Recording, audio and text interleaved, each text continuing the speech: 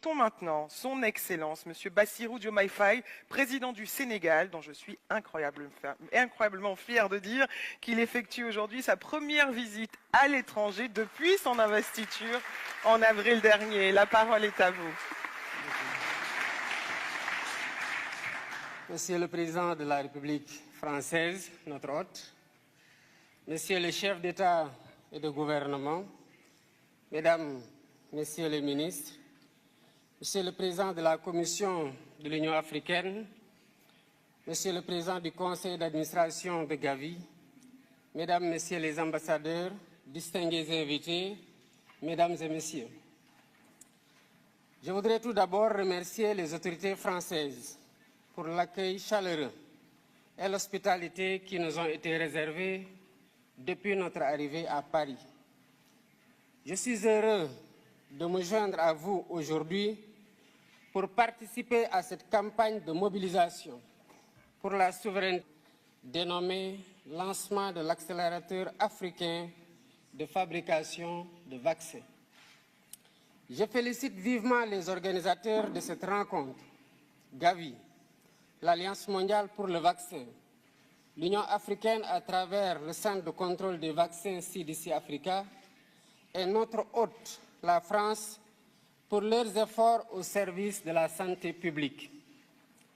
Par ma présence à ce forum, j'ai voulu exprimer mon attachement personnel à la santé et la place qu'elle occupe dans l'action de mon gouvernement.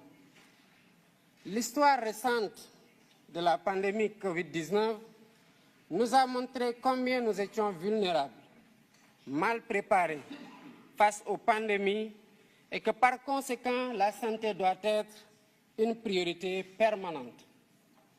Il y a un peu plus de 4 ans, la Covid avait fortement bouleversé nos systèmes de santé et mis en danger les programmes de vaccination qui étaient alors relégués au second plan, devant l'urgence, évidemment, de lutter contre la pandémie. Ainsi, selon le rapport de l'UNICEF de 2021, 23 millions d'enfants n'avaient pas reçu les vaccins de base nécessaires à leur croissance normale au plus fort de cette crise sanitaire. La pandémie avait surtout mis en évidence les disparités structurelles qui existaient déjà entre pays développés et pays en développement en matière de vaccination. Bien que l'Afrique représente environ 20% de la population mondiale, son industrie de vaccins fournit à peine 0,25% de l'offre mondiale. Le continent est encore largement tributaire d'autres régions du monde pour couvrir ses besoins. C'est dire l'immensité de la tâche qui reste à accomplir pour la souveraineté vaccinale de l'Afrique.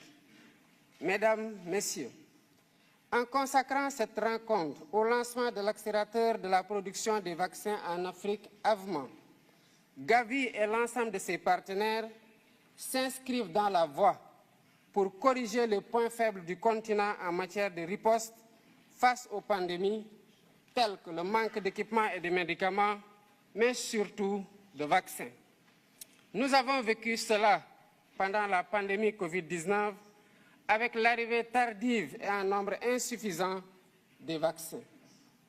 Un des défis majeurs pour l'Afrique aujourd'hui, c'est de produire des vaccins, des médicaments et diagnostics, mais également d'accéder aux plateformes de commercialisation pour participer pleinement à la lutte contre les menaces sanitaires futures. C'est une volonté politique de l'Afrique et nous invitons tous les partenaires à soutenir cet agenda qui constitue une priorité au même titre que les autres priorités liées notamment aux situations de guerre ou de changement climatique. L'Afrique a les capacités de production locale de vaccins. Des pays pionniers s'y sont engagés, dont le Sénégal avec l'Institut Pasteur de Dakar. Je rappelle que cet institut existe au Sénégal depuis un siècle et qu'il a une expérience quasi centenaire dans la fabrication de vaccins. L'Institut Pasteur de Dakar a fabriqué son premier vaccin contre la fièvre jaune en 1937. Ce même vaccin a reçu la préqualification de l'OMS en 1966, donc depuis plus de 50 ans. Dans la perspective de la consolidation de ces acquis et de la réalisation de l'objectif de l'Union africaine de produire sur le continent 60% des vaccins utilisés sur place d'ici 2040, l'Institut Pasteur de Dakar a initié, avec le soutien du gouvernement sénégalais, un ambitieux programme de développement industriel estimé à 252 millions de dollars.